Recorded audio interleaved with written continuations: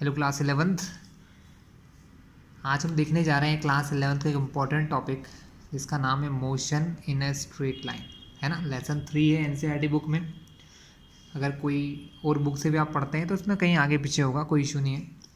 तो यहाँ term motion in a straight line बाद में समझेंगे, पहले मोशन को समझते हैं। मोशन क्या होता है क्लास? मोशन का सीधा सा मीनिंग है कि जब कोई ऑब्जेक्ट की पोजीशन चेंज होती है, when object changes its position to a reference point.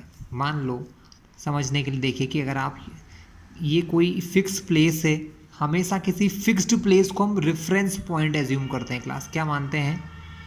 Reference point. हम कोई भी चीज़ को मेज़र करते हैं तो कोई ना कोई वैल्यू फिक्स्ड होती है। तो यहाँ हम मान रहे हैं कि कोई फिक्स्ड पॉइंट या जगह है जिसको रेफरेंस पॉइंट कहते हैं। जैसे कि आपका घर, अब कोई पर्सन है अपने घर से दूर जा रहा है ना। पहले वो यहाँ था ए पोजीशन पर, कुछ समय बाद बी पे चला गया, फिर सी पे चला गया। तो आप क्या कहोगे कि रेफरेंस पॉइंट से उस पर्सन की पोजीशन ए बी सी अलग अलग है, चेंज होती जा रही है। ठीक है, हम ये मान रहे हैं कि जैसे जैसे टाइम बढ़ता जा रहा है, जैसे जैसे टाइम बढ़ता जा रहा है, वो पर्सन की जगह अलग अलग होती जा रही है। ए पोजीशन पर है, बी पर है, सी पर है। हो सकता है कुछ देर बाद वो डी पर चला जाए, फिर थोड़ा आगे ई पर चला जाए। तो उसकी पोजीशन क्या है? फिक्स्ड नहीं है। ठीक है, उसकी पोजीशन फिक्स नहीं है, वो समय के साथ, टाइम के साथ साथ अलग अलग पोजीशन पर जा रहा है। तो मोशन का वही मतलब है कि when any object changes its position, वो पोजीशन बदलता रहता है with respect to a fixed point. एक फिक्स्ड पॉइंट से जब अपन अपनी पोजीशन चेंज करते हैं, जब कोई पर्सन या कोई व्हीकल, कार, बाइक, कुछ भी हो सकता है, कोई भी चीज़, हर वो चीज़ जो चल सकती है, वो अपनी पोजीशन अगर किसी रेफरेंस पॉइंट के कंपैरिजन में चेंज होती है तो वो उस ऑब्जेक्ट की मोशन कहलाती है। स्टूडेंट, रेफरेंस पॉइंट क्या हो सकता है? कुछ भी हो सकता है, बस ऐसी चीज़ जो चल नहीं रही हो, है ना। अभी के लिए मान लीजिए रेफरेंस पॉइंट मूविंग भी होते हैं, बट यहाँ ये समझिए कि रेफरेंस पॉइंट के कौन सी चीज़ होती है? एक ऐसी वैल्यू जो फिक्स्ड है अपनी जगह पर, हम ये मान के चलते हैं। वैसे तो इस दुनिया में कोई भी चीज़ फिक्स नहीं है, ठीक है, थोड़ा बहुत चेंज होता है, बट फिर भी बहुत सारे, जैसे आपका घर है वो वहीं पर रहता है, नहीं जाता है ना। कोई आपकी कॉलोनी में कोई बड़ी बिल्डिंग है, कोई टावर है, कोई सेल फोन का टावर होता है, तो ये सब चीज़ें फिक्स मानते हैं। तो क्या समझिए मोशन? मोशन का मतलब when any body changes its position, अगर किसी बॉडी की पोजीशन बदलती जा रही है। मान लो अपन इसको टर्म में समझें कि ये ऑब्जेक्ट जब ए पे था तो इसके घर से 10 मीटर की डिस्टेंस पर था, बी पर पहुंचा तो 10 और 10 चल गया, यहाँ से यहाँ तक 10, यहाँ से यहाँ तक 10, तो टोटल यहाँ से इसकी डिस्टेंस कितनी हो गई? 20। ये एक और 10 चल गया तो यहाँ से यहाँ तक की डिस्टेंस, रेफरेंस से सी तक की डिस्टेंस कितनी हो गई? 10 + 10 20 + 10 30। सपोज यहाँ से यहाँ तक फिर 10 चल गया तो ये डी पॉइंट रेफरेंस पॉइंट से कैसा है? 40। जो भी यूनिट हो, मीटर है तो मीटर लगा लेते हैं। तो क्लास इस टाइप से कि हमने देखा, अब इसको हम और भी समझ सकते हैं कि टाइम के हिसाब से, कि पहले मिनट में वो यहाँ पर था, फर्स्ट मिनट में, यहाँ 2 मिनट में आया, हो सकता है यहाँ पर 5 मिनट में जाए, कितना भी टाइम लगे, लेकिन वो कुछ समय बाद, कुछ टाइम इंटरवल के बाद अगर उसकी प्लेस चेंज हो जाए, ठीक है, तो वो ऑब्जेक्ट क्या कहलाता है? मोशन में।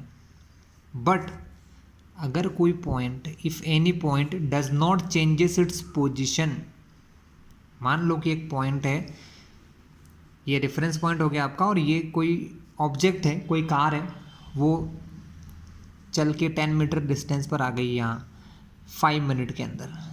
कितने मिनट में स्टूडेंट? 5 मिनट में। अब 10 मिनट में भी यहीं पर है, 15 मिनट के बाद भी वो कार यहीं पर है, 30 मिनट के बाद भी वो कार यहीं पर है। तो हम क्या देख रहे हैं कि उस कार की या उस बॉडी की पोजीशन टाइम के हिसाब से अब नहीं बदल रही है। तो जब भी ऐसा होता है कि कोई भी ऑब्जेक्ट जिसकी पोजीशन चेंज नहीं होती है, फिक्स होके रह जाती है। किससे? एक रेफरेंस पॉइंट से। यहाँ पर एक ऑब्जेक्ट इस रेफरेंस पॉइंट से 10 मीटर दूर है, पहले 5 मिनट में यहाँ पहुँच गया, उसके बाद 10 मिनट पर भी यहीं है, 15 मिनट पर भी यहीं है, 20 मिनट पर भी यहीं पर है, 30 मिनट पर भी यहीं पर है, 60 मिनट पर भी। इसका मतलब वो ऑब्जेक्ट कैसा है? वो ऑब्जेक्ट रुक चुका है, चल नहीं रहा है। उस कंडीशन को हम कहते हैं रेस्ट। सो स्टूडेंट, ये 2 टर्म बहुत इंपॉर्टेंट है। मोशन का अपोजिट होता है रेस्ट। मोशन मतलब चलना। इसके लिए हमने क्या माना कि कोई फिक्स्ड पॉइंट जिसके रिस्पेक्ट में अगर बॉडी अपनी पोजीशन चेंज करती जा रही है तो दैट इज़ मोशन। अगर किसी फिक्स्ड पॉइंट के रेफरेंस में अगर ऑब्जेक्ट की पोजीशन चेंज नहीं हो रही है, that is the rest. Now student, अभी इंपॉर्टेंट टॉपिक यहाँ थोड़ा सा देखते हैं। रेस्ट एंड मोशन एक दूसरे से रिलेटिव टर्म है क्लास, ठीक है। अगर बॉडी रेस्ट में है तो मोशन में नहीं होती है, और मोशन में है तो वो रेस्ट में नहीं होती है। लेकिन आपसे कोई कहे कि इस दुनिया की ऐसी चीज़ बताइए जो एब्सोल्युटली रेस्ट में है, तो ऐसा कुछ भी नहीं है क्लास, क्योंकि हम देख रहे हैं हर चीज़ मोशन कर रही है। हमारी अर्थ जो है वो सन के अराउंड मोशन करती है, सन ब्लैक होल्स और अलग अलग गैलेक्सीज़ के अराउंड मोशन करता है, ठीक है। हमारी गैलेक्सीज़ भी दूसरे किसी रेफरेंस पॉइंट के अकॉर्डिंग मोशन कर रही हैं। तो इस यूनिवर्स में कोई भी ऐसी चीज़ नहीं है जो कम्प्लीटली रेस्ट में हो या कम्प्लीटली मोशन में हो क्लास, ठीक है। तो रेस्ट और मोशन इतना तो आप समझ ही गए होंगे कि रेस्ट और मोशन क्या होता है। अब हम इस मोशन के बारे में आगे देखने वाले हैं, क्योंकि इस लेसन का नाम ही है मोशन इन स्ट्रेट लाइन। तो हम सिर्फ 1 डायमेंशन मोशन देखेंगे, यानी स्ट्रेट लाइन पर चलने के लिए। सो स्टूडेंट, सबसे पहले कुछ टर्म्स को यहाँ समझ लेते हैं। जैसे सबसे पहली टर्म है यहाँ पर पोजीशन। पोजीशन पोजीशन मतलब क्या है कि कोई ऑब्जेक्ट कहाँ रिसाइड कर रहा है। यहाँ पर आप देखिए, ये इस ऑब्जेक्ट ए, किसी ऑब्जेक्ट की पोजीशन है इस पॉइंट नंबर ए पर, जो इस रेफरेंस पॉइंट से 10 मीटर है। तो ये इसकी क्या हो गई? Position. This is the position at point B. ये पॉइंट बी पर पोजीशन है। This is the position of point C. तो पोजीशन का मतलब होता है कि एग्जैक्टली हमारा जो ऑब्जेक्ट है वो हमारे रेफरेंस पॉइंट से कितने डिस्टेंस पर होता है, ठीक है। पोजीशन को मेज़र करने के लिए डिस्टेंस, डिस्प्लेसमेंट होते हैं, ये हम आगे देखने वाले हैं। सो पोजीशन मतलब कि रेफरेंस पॉइंट पर ये कितनी डिस्टेंस या उससे कितना दूर है, कितने मीटर पर है, कितने किलोमीटर पर है, ये उसकी क्लास पोजीशन हो जाती है। अब पोजीशन को मेज़र करने के लिए 2 वे होते हैं क्लास, ठीक है। पोजीशन को मेज़र करने के लिए 2 वेज होते हैं, डिस्प्लेसमेंट एंड डिस्टेंस, ठीक है। इससे पहले भी एक और चीज़ समझेंगे जिसको कहते हैं पॉइंट ऑब्जेक्ट। पॉइंट ऑब्जेक्ट क्या होता है? देखिए स्टूडेंट, आप एक कार में बैठे हुए हैं, है ना। वो कार ट्रेवल कर रही है फ्रॉम इंदौर टू मुंबई, है ना। अब कोई कार इंदौर से मुंबई तक जा रही है। इंदौर से मुंबई की अगर डिस्टेंस की बात करें तो अराउंड 600 किलोमीटर होता है, और एक जो कार होती है वो मुश्किल से कितनी होती है? 2 मीटर या 3 मीटर लॉन्ग होती है। अब इतनी बड़ी डिस्टेंस के बीच में अगर कोई कार ट्रैवल कर रही है तो वो कार कैसी होगी? तब हम क्या करते हैं, जिस ऑब्जेक्ट से मोशन हो रही है, जिसके अंदर हम बैठ के जा रहे हैं, इवन प्लेन भी है, जैसे किसी प्लेन में आप ट्रैवल कर रहे हो, वो प्लेन भी आपको मुंबई से दिल्ली ले जा रहा है या इंदौर से मुंबई ले जा रहा है, कितनी किलोमीटर लेके जा रहा है वो आपको? 600 किलोमीटर का ट्रैवल कर रहे हैं मान लो आप। और वो प्लेन कितना लॉन्ग होगा? सपोज़ 100 मीटर लॉन्ग होगा, ठीक है, या 150 मीटर। इससे ज़्यादा बड़े प्लेन नहीं होते, इतने बड़े प्लेन होंगे तो भी इस डिस्टेंस के कंपैरिजन में प्लेन, कार, ट्रेन, ये सब चीज़ें बहुत छोटी होती हैं। तो हम क्या करते हैं, जिन चीज़ों से ट्रैवल करते हैं, ठीक है ना, कोई भी पर्सन, कोई कार, जिन चीज़ों से ट्रैवल करता है उस ऑब्जेक्ट को हम मान लेते हैं कि एक पॉइंट ऑब्जेक्ट है। कैसा ऑब्जेक्ट है, पॉइंट ऑब्जेक्ट, यानी बिल्कुल छोटा सा ऑब्जेक्ट मान के चलते हैं। उसकी जो साइज़ होता है उसको हम नेग्लिजिबल मानते हैं जब हम बहुत ज़्यादा दूर चलते हैं, जैसे इतने बड़ी डिस्टेंस पर आप चल रहे हैं, या आप आपके स्कूल से आपके घर आ रहे हो, तो स्कूल से घर सपोज़ 1 किलोमीटर या 2 किलोमीटर है, और आपकी लेंथ कितनी होगी, सपोज़ 1 या 2 फीट होगी, तो फिर उतने डिस्टेंस को आप क्या कहेंगे, आप अपने आप को क्या मान के चलेंगे, एक पॉइंट ऑब्जेक्ट। तो यहाँ पर हम मोशन करने वाली चीज़ों को क्या मान के चलते हैं कि मोशन करने वाली चीज़ें एक पॉइंट ऑब्जेक्ट है, बहुत छोटे छोटे ऑब्जेक्ट हैं क्लास। ठीक है class, suppose this is your reference point. Class reference point के बिना आप कोई चीज़ समझ नहीं पाएंगे, है ना, ध्यान रखिएगा, रेफरेंस पॉइंट बहुत इंपॉर्टेंट है। Reference point, suppose point A is the reference point for any object. कोई ऑब्जेक्ट है वो यहाँ से चलना स्टार्ट करता है ना, वो वन वे चल रहा है, पैदल पैदल चल रहा है, ठीक है। अब सपोज वो ऑब्जेक्ट कुछ टाइम के बाद एक पोजीशन यहाँ आ गया, जो यहाँ इस रेफरेंस पॉइंट से कितना डिस्टेंस पर है, 10 मीटर की दूरी पर है, यहाँ से यहाँ तक 10 मीटर, ठीक है। सपोज ये और 10 मीटर चल गया, तो अब उसकी रेफरेंस पॉइंट से फाइनल पोजीशन कितनी हो गई, 10 + 10 20 मीटर, ठीक है क्लास। तो जितना भी एक ऑब्जेक्ट ट्रेवल करता है, ठीक है, वो होता है उसका पाथ लेंथ। पाथ मतलब रास्ता, और कितना चला है वो length, path length. Path length का एक और नाम होता है, दैट इज़ द डिस्टेंस। कैसा होता है क्लास, डिस्टेंस हो गया। अब आफ्टर दैट यहाँ से वो ऊपर चला गया, मतलब किसी और डायरेक्शन में चला गया, लेकिन स्ट्रेट गया है, सपोज 10 मीटर और चल गया, तो अब उसकी टोटल डिस्टेंस कितनी हो गई, 10 + 10 20 + 10 30। तो टोटल डिस्टेंस उन्होंने कितना चल लिया, 30 मीटर, ठीक है।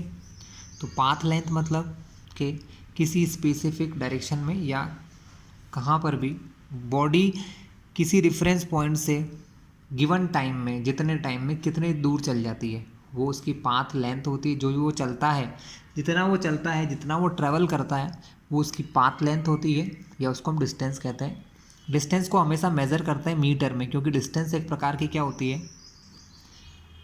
लेंथ होती है, ठीक है। मीटर, किलोमीटर, जो भी लेंथ नापने की यूनिट है, वो सब हम डिस्टेंस को मेज़र करने के लिए फाइंड करते हैं, ठीक है। बट मेन यूनिट यहाँ पर मीटर ही होती है क्लास। इजी है क्लास। एक क्वेश्चन लेते हैं। कोई ऑब्जेक्ट है, ए है,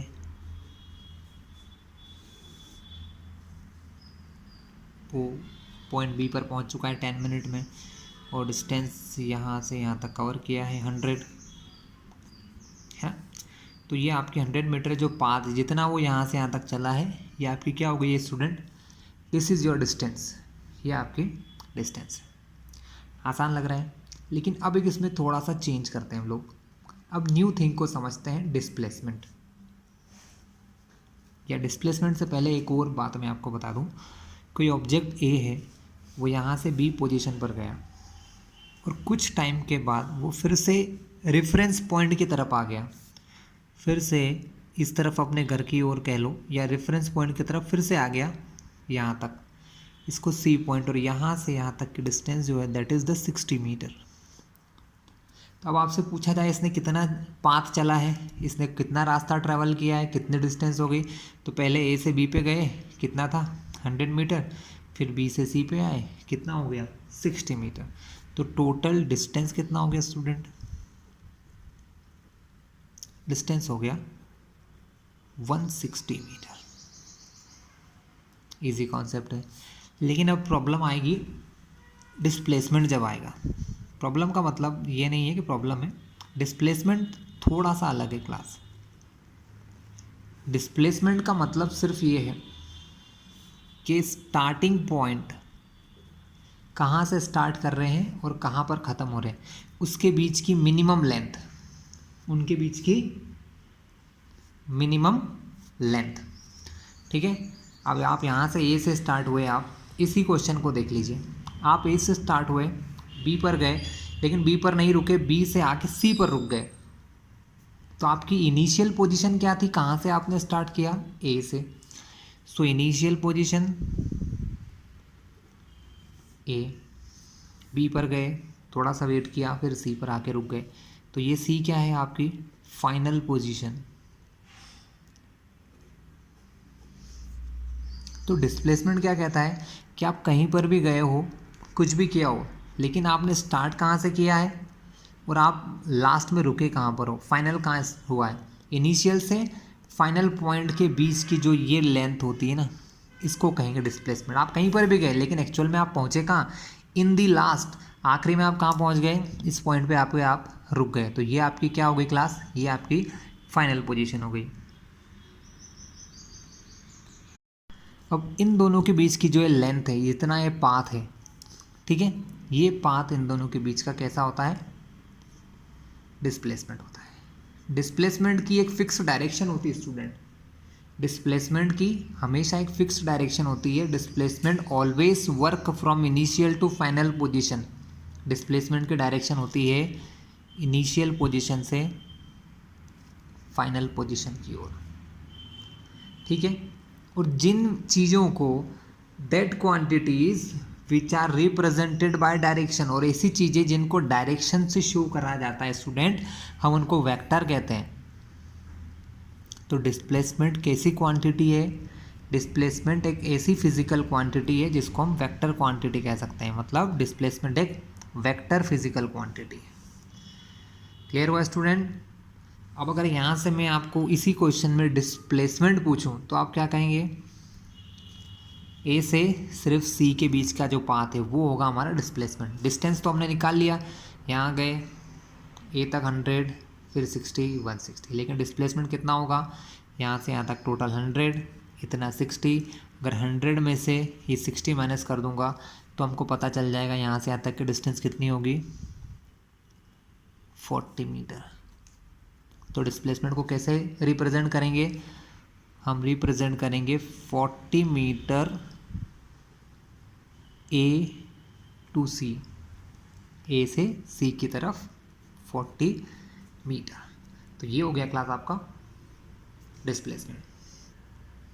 इन दोनों में डिफरेंस हम समझते हैं क्लास। ऐसे बहुत सारे एग्जांपल होते हैं जहाँ पर डिस्प्लेसमेंट और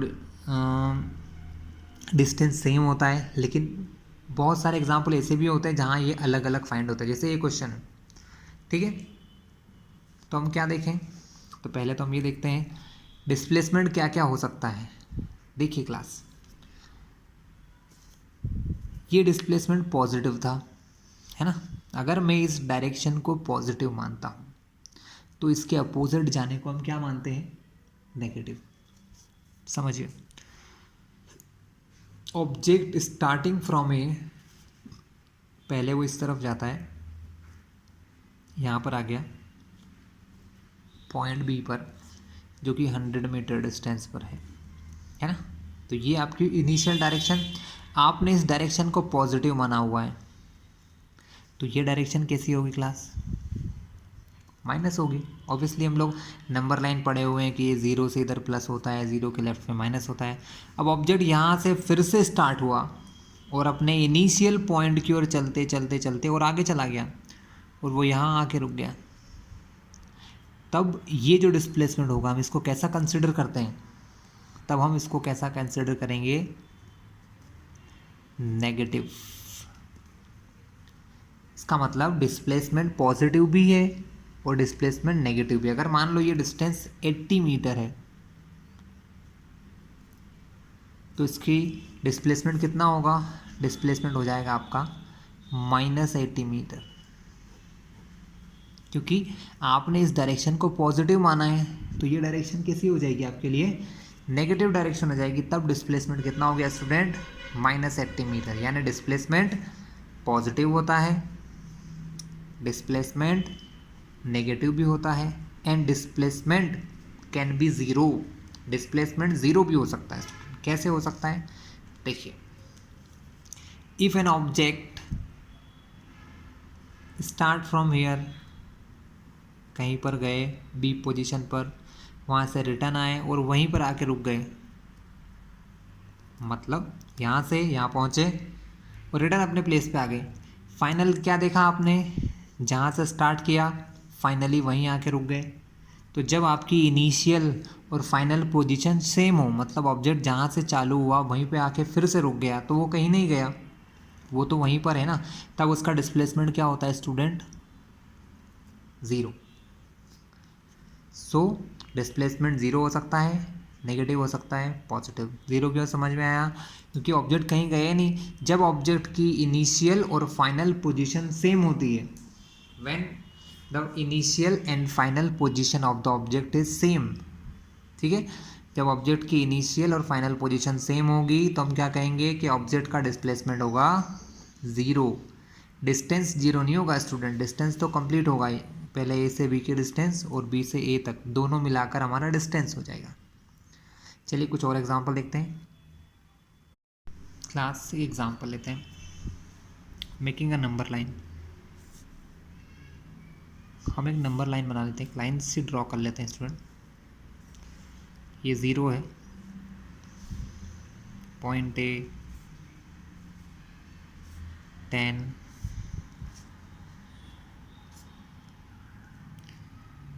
B 20, 30, 40, C D E 50, F 60। हम क्वेश्चंस लेते हैं यहाँ पर। Situation, object start from O and goes to E. O से स्टार्ट होके ई पर गया, ठीक है, यानी ओ उसका क्या हो गया, इनिशियल, फाइनल हो गया ई। इन दिस सिचुएशन, इस सिचुएशन में क्या हुआ,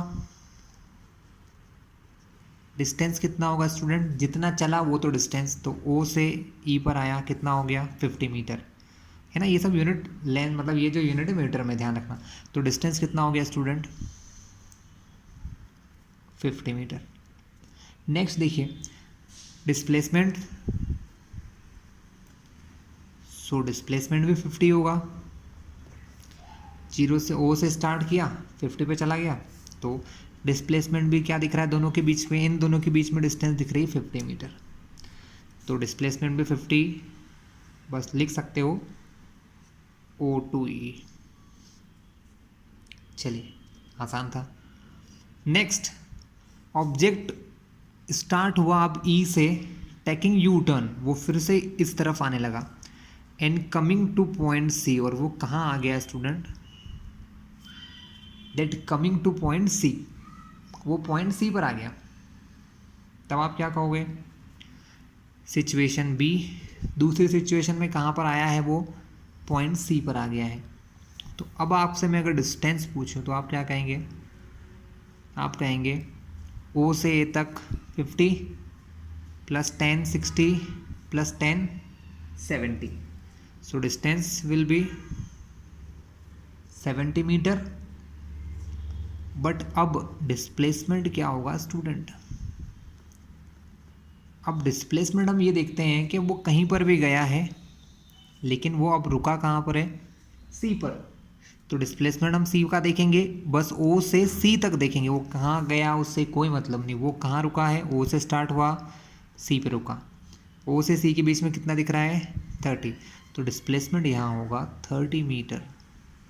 और डायरेक्शन अगर आप चाहें तो बता सकते हैं ओ टू सी, ओ से सी की तरफ। ये डिफरेंस, ये पोजीशन आपकी सेम थी पहले, दोनों नॉर्मल था, वो सीधी डायरेक्शन में जा रहा था, तब डिस्टेंस डिस्प्लेसमेंट सेम थे। लेकिन जब उसने यू टर्न लेके सेम डायरेक्शन में आने लगा तो ये क्या हो गया, डिस्टेंस और डिस्प्लेसमेंट में डिफरेंस आ गया। ये नॉर्मल क्वेश्चन था, ऑब्जेक्ट स्ट्रेट लाइन में चल रहा था, ठीक है। अब आपको एक बहुत ही अच्छा क्वेश्चन बताता हूँ स्टूडेंट। सर्कल में, अगर कोई ऑब्जेक्ट सर्कल में चलता है, ठीक है ना, हम ये देखते हैं कि कोई ऑब्जेक्ट सर्कल में चल रहा है। ये एक सर्कुलर ट्रैक हो गया। सर्कुलर है तो सर्कल की रेडियस होगी, तो ये सर्कल की रेडियस कितनी होगी स्टूडेंट? ये सर्कल की रेडियस मान लो कि 7 मीटर है। ठीक है, हमने सेंटर को नेम दे दिया O। अब ऑब्जेक्ट यहाँ से स्टार्ट हुए पॉइंट A से एंड यहाँ से मूव करते करते पॉइंट B पर पहुँच गए। ठीक है, जो कि इसका जस्ट अपोजिट कॉर्नर है, मतलब उसके डायमीटर के दूसरे पॉइंट पर है ना। ये डायमीटर का इधर पॉइंट और ये डायमीटर का दूसरा पॉइंट यहाँ पर पहुँच गए। अब यहाँ पर A टू B के लिए डिस्टेंस और डिस्प्लेसमेंट हमको निकालना है क्लास। अब ऑब्जेक्ट सर्कल पे चल रहा है, वो जो भी कार बाइक पैदल जा रहा होगा वो यहाँ से यहाँ ऐसे ऐसे ऐसे करते हुए यहाँ पहुँचा, ऐसे चलते हुए यहाँ पर आ गए। तो उसने कितना चला? उसने स्टूडेंट यहाँ से यहाँ तक चला, मतलब एक सेमी सर्कल के बराबर चला। आप सब लोग 10th में पढ़ते हुए, ये पूरा एक सर्कल है और मैं यहाँ से आधे मतलब डायमीटर से होते हुए दूसरे डायमीटर पर पहुँच गया, तो ये हाफ सर्कल है। हाफ सर्कल को हम सेमी सर्कल कहते हैं। तो यहाँ पर मुझे ये डिस्टेंस निकालने के लिए सेमी सर्कल का फॉर्मूला लगाना पड़ेगा। क्या लगाना पड़ेगा स्टूडेंट? सेमी सर्कल की सरकमफेरेंस का, ये पूरी सरकमफेरेंस होती है और ये हाफ सरकमफेरेंस। तो यहाँ पर जो डिस्टेंस A से B तक की जो डिस्टेंस है वो क्या है? Circumference of this semi circle, इस सेमी सर्कल की सरकमफेरेंस। तो हम लिखेंगे यहाँ पर डिस्टेंस A से B की डिस्टेंस कितनी होगी? देखो सर्कल की सरकमफेरेंस पूरे की होती है 2πr। ये सर्कल का हाफ है, आधा है, तो इसको 2 से डिवाइड कर देंगे, यानी डिस्टेंस कितनी हो जाएगी? πr के बराबर। पाई होता है 22/7। r कितना होता है स्टूडेंट? दिया है 7, तो हमने रख लिया 7 मीटर। कैंसलिंग, आपकी टोटल डिस्टेंस ट्रेवल कितनी हो गई कि A से B तक वो ऐसे 22 मीटर चल के गया है। क्लियर है क्लास? अब बात आई है ना जब डिस्प्लेसमेंट की, तो अब ध्यान से देखो, हमने क्या देखा था कि डिस्प्लेसमेंट का मतलब होता है A से B के बीच की शॉर्टेस्ट डिस्टेंस। तो शॉर्टेस्ट डिस्टेंस ये नहीं होगी, आप यहाँ से स्टार्ट हुए और यहाँ पहुँच गए, आप यहाँ से गए वो अलग बात है, लेकिन जा तो यहाँ से भी सकते थे। तो ये A से बीच की जो ये डिस्टेंस है ना, यहाँ से यहाँ तक की, ये होगा आपका डिस्प्लेसमेंट। तो डिस्प्लेसमेंट मतलब A से बीच की यहाँ से यहाँ तक की कितनी दूरी है, ये आपका क्या होगा स्टूडेंट? डिस्प्लेसमेंट। अब देखो ये रेडियस है 7 मीटर, तो ये भी रेडियस 7 मीटर और ये भी रेडियस 7 मीटर, मतलब डायमीटर कितना होता है? रेडियस का डबल। मतलब ए बी क्या हो गया? एक डायमीटर हो गया, जो कैसा हो गया? रेडियस का डबल। तो यहाँ पर आपका जो डिस्प्लेसमेंट होगा ना, वो कितना हो जाएगा? 7 + 7 14। तो डिस्प्लेसमेंट कितना हो गया? डिस्प्लेसमेंट हो गया यहाँ पर 14 मीटर। देख रहे हैं आप, दोनों में डिफरेंस है। तो डिस्टेंस, डिस्प्लेसमेंट एक दूसरे के इक्वल भी हो सकते हैं, है ना, या एक दूसरे से डिफर भी कर सकते हैं, बट डिस्टेंस